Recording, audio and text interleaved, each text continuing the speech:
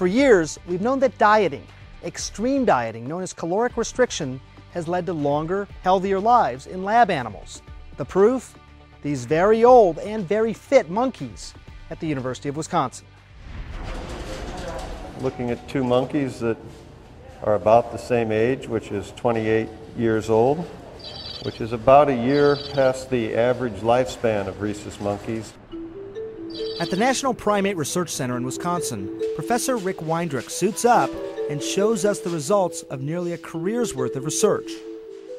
We have to wait 30 to 40 years for our lifespan data to be final in the monkeys. We are getting there, and we are getting meaningful, statistically robust differences.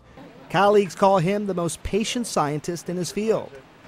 While others have proven the benefits of CR, or caloric restriction, in everything from yeast to worms to mice,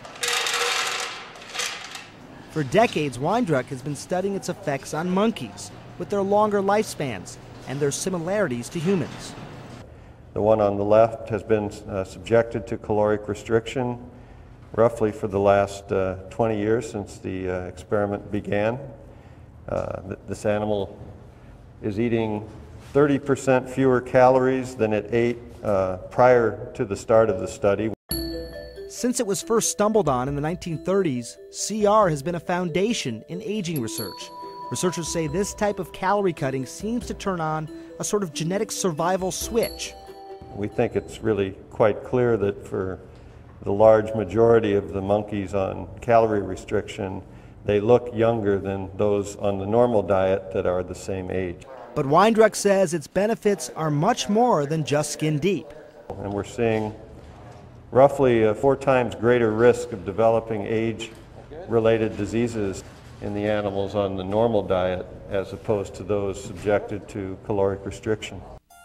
Age-related diseases that include cancers, diabetes, the list is well known. And just this past month, Weindruck's team made another discovery. Brain scans of the CR monkeys, when compared to their well-fed counterparts, showed significantly less atrophy or cell loss along the surface of the brain, which could potentially add another age-related illness to the list, Alzheimer's disease. While the brain shrinks with normal aging, that rate is doubled in people with Alzheimer's. Weindruck says the recent findings are significant. It's not about picking off one disease at a time. It's about quieting this whole broad threshold of problems that stem from this common process which we call aging.